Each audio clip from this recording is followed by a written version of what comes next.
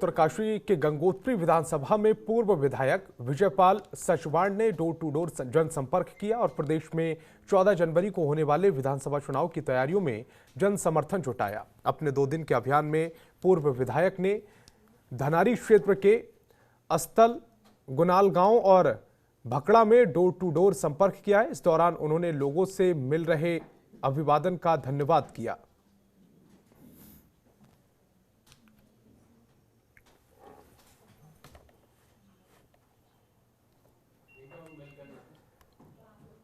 और दिल्ली के deputy CM Manish Sisodia 2 दिन के उत्तराखंड दौरे पर हैं। इस दौरान रुद्रपुर में उन्होंने कई ऐलान किए हैं। मनीष सिसोदिया ने कहा कि 2022 में अगर आपकी सरकार बनेगी तो राज्य के हर घर में 300 यूनिट बिजली फ्री दी जाएगी। साथ ही उन्होंने कहा कि राज्य के पूर्व सैनिकों को भी सरकार में शामिल किया जाएगा। मूल आधार है उसमें सबसे पहले ईमानदारी की राजनीति, दूसरा है सरकारी स्कूल इतने शानदार हो जाएं कि प्राइवेट स्कूल में लोग अपने बच्चे को ना भेजने की जरूरत महसूस करें, अस्पताल इतने शानदार हो जाएं कि लोगों को यहाँ से भागना ना पड़े, दिल्ली या कहीं और किसी प्राइवेट हॉस्पिटल में ना भेजना पड़े। ये अरविंद केजरीवाल जी की राजनीति की मूल आधार है।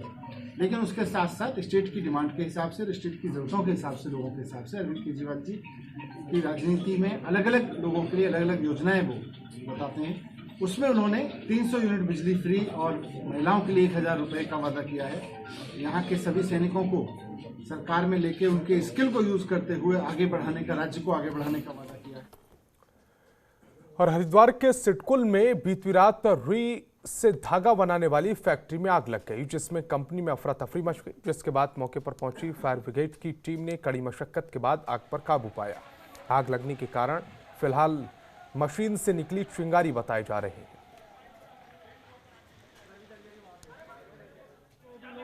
यही ना, आग और कहीं तो नहीं है। इधर भी है, इधर भी है, पूरा खाली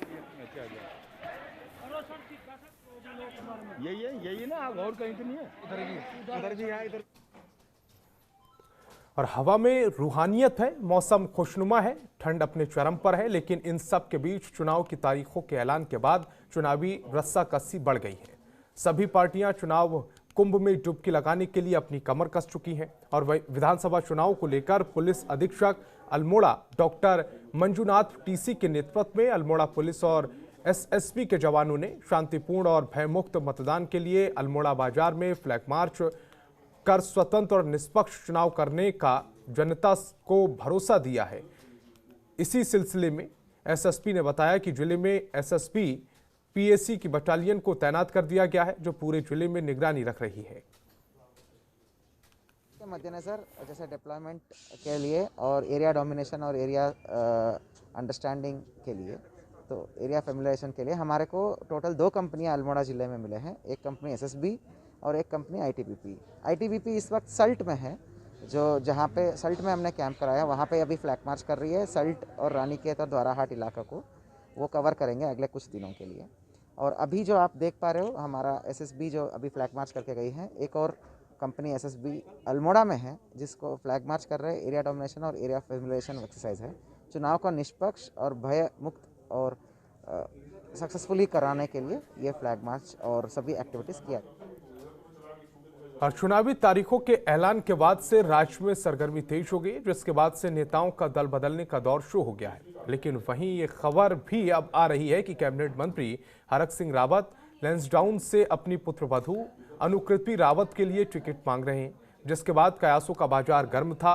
पौड़ी जिले के लैंसडाउन से विधायक दिलीप रावत बीजेपी के साथ छोड़ चुके हैं, लेकिन इन सभी कयासों पर उन्होंने विराम लगाते हुए कहा कि उनके कांग्रेस में जाने की कोरी अफवाह है। देखिए, जो अभी हमारी पार्टी की प्राथमिक सदस्य तक नहीं है, उनके बारे में चर्चा करना मैं उचित नहीं समझता।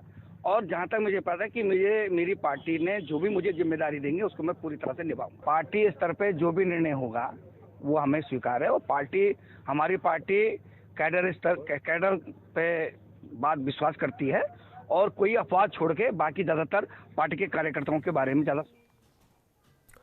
हरिद्वार में पिछले दिनों आयोजित धर्म संसद मामले में सुप्रीम कोर्ट ने केंद्र और उत्तराखंड सरकार को नोटिस जारी कर दिया है। उत्तराखंड पुलिस के प्रवक्ता सेंथिल अबुदई कृष्णराज एस ने कहा है कि उच्च न्यायालय ने नोटिस देकर 10 दिनों में स्पष्टीकरण देने की बात कही है। साथ ही उन्होंने कहा उत्तराखंड पुलिस ने इस मामले में एसआईटी का गठन किया है जो मामले की जांच कर रही। आपको बता दें कि उत्तराखंड के हरिद्वार में आयोजित धर्म संसद में दिए गए भड़काऊ भाषण का एक वीडियो सामने आया। इसके बाद से ही इस मामले को लेकर बवाल मचा हुआ है। धर्म संसद में मौजूद धर्म गुरुओं ने विवादित भाषण दिए थे जिसकी एसआईटी जांच कर रही है। वहीं सुप्रीम कोर्ट ने केंद्र और राज्य सरकार से 10 दिन के अंदर इस मामले में जवाब देने को कहा है। हरिद्वार में जो धर्म संसद मामला है उसका जो है उत्तराखंड पुलिस ने सही संज्ञान लेके उसमें विधिवत कार्रवाई किया जा रही है। उसमें एसआईटी भी गठित किया गया है और अभी प्रेस के माध्यम से हमें पता चला कि माननीय उच्चतम न्यायालय द्वारा इसमें जो है 10 दिन के अंदर उत्तराखंड से जवाब मांगी है। अभी तक हमें आदेश प्राप्त नहीं हुआ है। जैसा आदेश प्राप्त होगा उसमें जो भी दिशा निर्देश है उसका पालन करते हुए सही समय पे जो है उत्तराखंड द्वारा जो है माननीय उच्चतम न्यायालय को जो है जवाब दाखिल। और उत्तराखंड में कोरोना के मामलों में तेजी से बढ़ोतरी हो रही है। खटीमा में भी पिछले 24 घंटे के अंदर कोरोना के 30 नए मामले दर्ज किए गए जिसके बाद सभी संक्रमितों को होम आइसोलेशन में रखा गया है। वहीं खटीमा के कोरोना नोडल अधिकारी डॉक्टर बीपी सिंह ने बताया प्रदेश में कोरोना का संक्रमण तेजी से बढ़ रहा है और सभी संक्रमितों को होम आइसोलेट करके उन्हें दवा दिलाई जा रही है।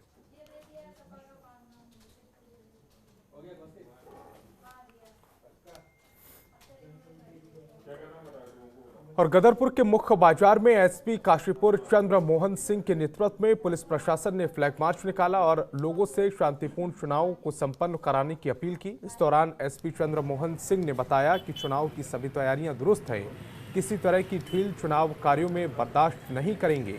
साथ ही उन्होंने बताया कि आज लोगों में विश्वास जगाने के लिए फ्लैग मार्च का आयोजन किया गया है। पुलिस प्रशासन के रहते हुए निष्पक्ष चुनाव होंगे।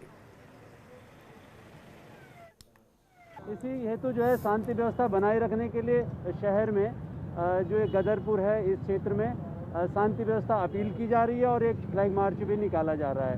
हमारे जो इस क्षेत्र में बाजपुर में जो सकेनिया हो गया और इधर कनौरा हो गया, मैतोजपुर हो गया और उधर जसपुर की तरफ से भी जैसे रामपुर, मुरादाबाद, बिजनौर, ये जो हमारे नाइबरिंग डिस्ट्रिक्ट हैं यूपी से जुड़े हुए हैं, इन पे हमारे बैरियर लगे हैं। बैरियर पे 24 आवर्स की चेकिंग हो रही है। हमारी फ्लाइंग दस्ते और जो स्टैटिक टीमें हैं ये भी वर्किंग हैं और लगातार सीसीटीवी के माध्यम से भी बॉर्डर पर मॉनिटरिंग की जा रही है। विधानसभा चुनाव की घोषणा होने के बाद प्रदेश भर में आचार संहिता लागू हो गई है, जिसको लेकर जिला निर्वाचन अधिकारी वंदना सिंह ने बताया कि जिले के मतदाताओं की सूची तैयार की जा रही है। साथ ही उन्होंने बताया कि जिले में 5,550 दिव्यांग वोटर हैं और जिले में आचार संहिता का उल्लंघन न हो इसकी भी निगरानी रखी जा रही है।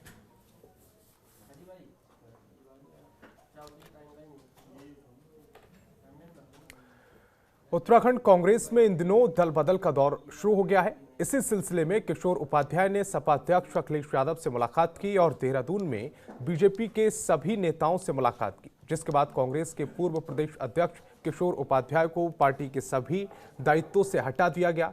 कांग्रेस के प्रदेश प्रभारी देवेंद्र यादव ने किशोर उपाध्याय को सभी दायित्वों से मुक्त कर एक कड़ा संदेश दिया। वहीं पूरे मामले पर बोलते हुए कांग्रेस के प्रदेश महामंत्री संगठन ने कहा है, वरिष्ठ नेताओं ने जो फैसला किया है काफी सोच समझकर किया है। पार्टी में सुशासन सर्वोपरि है और सभी के लिए एक समान अनुशासन लागू है। अधिकांश लोग पर कार्रवाई हुई है, ऐसा कोई उदाहरण नहीं है कि कार्रवाई नहीं की है। कार्रवाई सब पर हुई है और कार्रवाई देखिए सोच समझकर कार्रवाई होती है। ये सब लोग वरिष्ठतम नेता हैं पार्टी के महत्वपूर्ण पदों पर रहे हुए लोग हैं। अगर उन्हीं से अगर ऐसी स्थिति बनेगी तो निश्चित रूप से वो पार्टी के लिए फिर दुर्भाग्यपूर्ण होगा। और इस संबंध में पार्टी के वरिष्ठ नेताओं ने जो निर्णय लिया है, मैं समझता हूँ वो निर्णय बहुत सोच समझ कर निर्णय। पार्टी का अंदरूनी मामला है, लेकिन जो भी निर्णय हुआ है मेरा इतना ही उसमें कहना है कि वो पार्टी के नेताओं ने सोच समझ के निर्णय लिया है। 2022 विधानसभा चुनाव के नजदीक आते ही चुनावी दौड़ और तेज हो गई। सभी पार्टियां कार्यकर्ताओं के साथ बैठक कर चुनाव के लिए रूपरेखा तैयार कर रही हैं। इसी क्रम में ऊधम सिंह नगर के जसपुर में बीजेपी के विधानसभा प्रभारी ने सभी कार्यकर्ताओं के साथ बैठक की और आगे की रूपरेखा तैयार की। इस दौरान उन्होंने बताया कि प्रभारी होने की वजह से सभी कार्यकर्ताओं के साथ उनका बैठना ये दायित्व है, इसीलिए आज सभी कार्यकर्ताओं के साथ बैठक की गई है।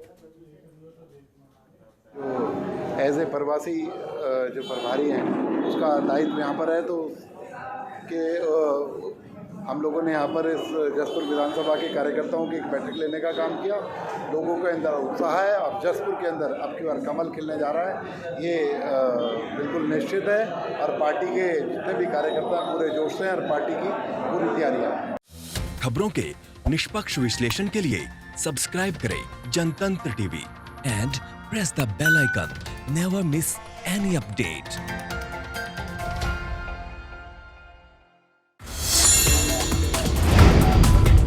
Download the Janatantra TV app, available on Google Play and App Store. Download it now.